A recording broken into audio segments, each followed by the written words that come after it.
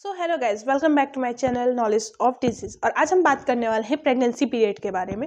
तो आज मैं जो बात करूंगी वो आपको एक प्रेगनेंसी पीरियड के चार्ट के थ्रू बताऊंगी कि चीज़ें कैसे और क्या क्या होती हैं। तो सबसे पहले हम बात करते हैं सिम्टम इन अर्लियर प्रेगनेंसी, मतलब कि जो प्रेगनेंसी होती है उसमें जो अर्लियर प्रेगनेंसी होते हैं उसमें क्या क्या सिम्टम्स होते हैं। अगर आपके कुछ दिन ही हुए हैं कॉन्स्टिपेशन के, मतलब आपको गर्भ धारण किए हुए अभी कुछ ही दिन हुए, तो उसमें क्या क्या सिम्टम आपको मिलता है।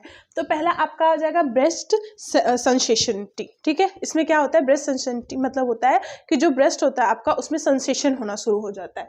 फिर आपका आएगा इरिटेशन आप करते हैं, बहुत ज़्यादा आपको इरिटेशन होता है। ठीक है, इरिटेशन मतलब किसी भी चीज़ को करने के लिए आपको मन नहीं होता है। फिर आपका आ जाएगा फटीग मतलब होता है कि आप कमजोरी फील होना, तो ये चीज़ें होती हैं। फिर आगे आपका आ जाएगा कि आपकी जो बॉडी टेम्परेचर होगा वो इंक्रीज होने लगता है, कि धीरे धीरे इंक्रीज होता है, कि मतलब उसमें इम्प्लांटेशन होने के बाद हेडेक होता है, सर दर्द होता है, आपका नोजिया वॉमिटिंग जैसा फील होता है। नोजिया मतलब उल्टी आना होता है और वॉमिटिंग मतलब उल्टी हो जाना।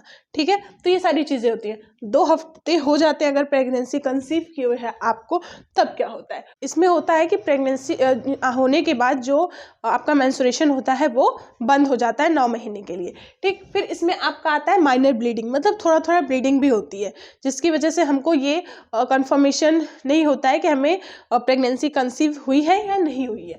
फिर आपका आता है boating and constipation and heart burning, मतलब आपके दिल में थोड़ा सा जो मतलब हार्ट होता है उसमें जलन होती है, और क्या बोलते हैं कि आपको कॉन्स्टिपेशन मतलब गैस बनती है आपके स्टमक में।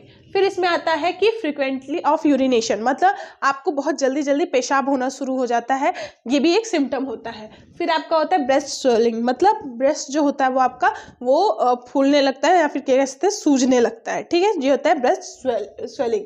फिर आपका आता है डार्कनिंग ऑफ द निपल्स, मतलब जो निपल्स होते हैं आपके ब्रेस्ट के निपल्स होते हैं वो डार्क होने लगते हैं, मतलब वो गाढ़े रंग के होने लगते हैं।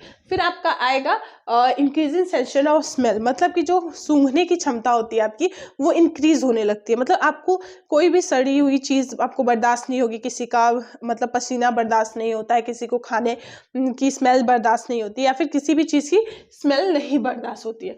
फिर आपका क्या बोलते हैं कि इन्वेटेड ऑफ क्रोनिक डिजीज जो होती है वो आपकी बहुत ज़्यादा ही एक्सेसिव होने लगती है।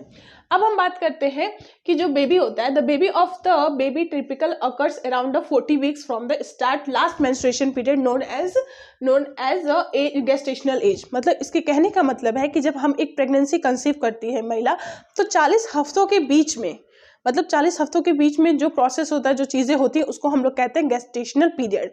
ठीक है, गेस्टेशनल पीरियड कहते हैं, गेस्टेशनल एज कहते हैं। It is known over the 9 month, मतलब कि ये जो सारी चीज़ें होती हैं वो एक 9 मंथ का प्रोसेस होता है। अब हम बात करते हैं कि जो प्रेगनेंसी होती है वो 9 मंथ में कैसे कैसे एक स्पर्म जो होता है वो एक बेबी में डेवलप होता है। तो पहले आप यहाँ देख सकते हैं कि पहले वो एक स्पर्म होता है। ठीक है, स्पर्म जो होता है वो ओवम, एक स्पर्म है और एक ओवम है। जो स्पर्म है वो मेल से आता है एंड जो ओवम है वो एक फीमेल से आता है। ठीक है, जो कि फिजिकल होने के बाद, एक मेल फीमेल के फिजिकल होने के बाद ये चीज़ें जो होती हैं वो जो स्पर्म होता है वो वुमेन के अंदर इंटर करता है यूट्रस में, और ओवम जो होता है वो ओवरी से जब रिलीज होता है तो फेलोपियन ट्यूब के अंदर फर्टिलाइजेशन होता है। ठीक, और फिर उसके बाद वो यूट्रस में आके इम्प्लांट होता है। तो पहले एक स्पर्म है, फिर उसके बाद ओवम है, फिर 0 to 1 डे वो जायगोट बन जाता है, मतलब 0 to 1 डेज में वो जो एग ओवम होता है और स्पर्म होता है वो फर्टिलाइज होने के बाद जायगोट बनते हैं। फिर उसके बाद सेकंड स्टेज आता है, सेकंड सेल स्टेज। इसमें 1 to 2 डेज होता है, जिसमें जो सेल्स होती हैं वो 2 सेल्स में डिवाइड हो जाती हैं। फिर आता है मोरुला। ठीक है, मोरुला में क्या होता है, 3 to 4 डेज में मोरुला होता है, जिसमें कि जो सेल्स होती हैं वो और डिवाइड होती हैं। फिर आता है आपका, ये टोटल 24 सेल्स में डिवाइड होती हैं मोरुला में। फिर आपका आ जाएगा 5 to 13 डेज में आपका जो जायगोट होता है वो इम्प्लांटेशन एंड नरिशमेंट में आ जाता है। मतलब कि इम्प्लांटेशन मतलब कि जो यूट्रस होता है उसके अंदर जो जायगोट है वो अपना प्लेस इम्प्लांट करता है, मतलब वहाँ प्लेसेंटा का डेवलप होता है, जिसकी वजह से जो बेबी है, जो जायगोट है, उसको नरिशमेंट मिलता है, मतलब उसको खाने की प्रोटीन और इन सारी चीज़ों का जो चीज़ें मिलती हैं डेवलप होने के लिए, वो उसका वे होता है, उसको हम लोग कहते हैं इम्प्लांट होना।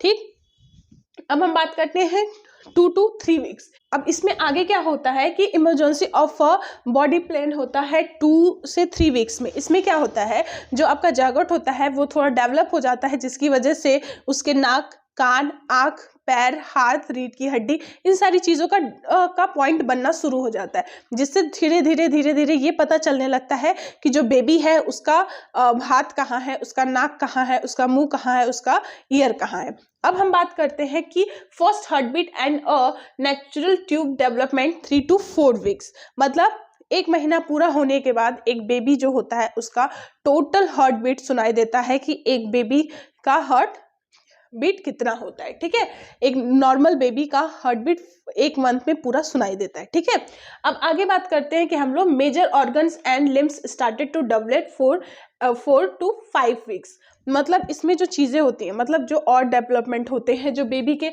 ऑर्गन्स होते हैं, जो मेजर ऑर्गन्स होते हैं वो डेवलप होना शुरू हो जाते हैं।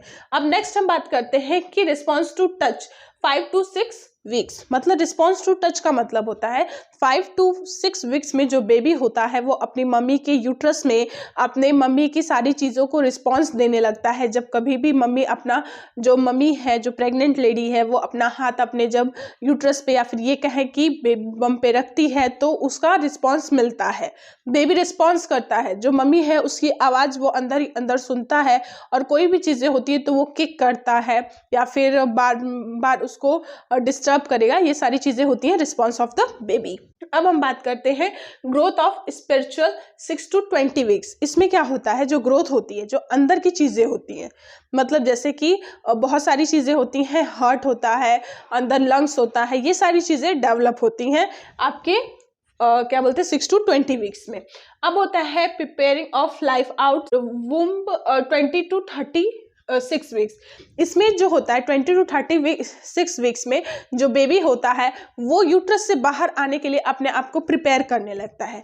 बेबी बाहर आने के लिए किस चीज़ की प्रिपरेशन करता है, अपनी किडनी फंक्शन, अपने गाल ब्लैडर, अपने हार्ट को पंप करना, लंग्स में ब्लड को प्यूरिफाई होना, ऑक्सीजनेटेड एंड डीऑक्सीजनेटेड ब्लड का प्रोसेस, ये सारी चीज़ें जो होती हैं वो होने लगती हैं। इसी को कहते हैं कि जो बेबी है वो बाहर आने के लिए अपने आप को प्रिपेयर करता है।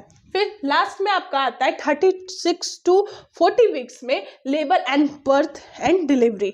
आपका 36 to 40 वीक्स में लेबर मतलब जो लेबर डिलीवरी होने पे जो दर्द होता है उसको हम लोग लेबर बोलते हैं।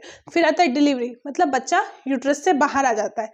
बर्थ मतलब पूरा बच्चा बाहर आ चुका है। Pregnancy is a very miracle thing that happen by the god. We can't know that the how is a pregnancy is leaded because it's a very difficult process to birth a baby. It's a very difficult. ये जो remaining part बचा हुआ है मैं आपको next video में explain करूंगी कि इसमें क्या चीज़ें हैं। आई होप आपको वीडियो बहुत पसंद आई होगी, और आपको पसंद है तो प्लीज़ शेयर करिए, सब्सक्राइब करिए, लाइक करिए और कमेंट करिए। आपको जो समझ में नहीं आएगा हम आपको पूरी हेल्प करेंगे। अब मिलते हैं नेक्स्ट वीडियो में, तब तक के लिए थैंक यू।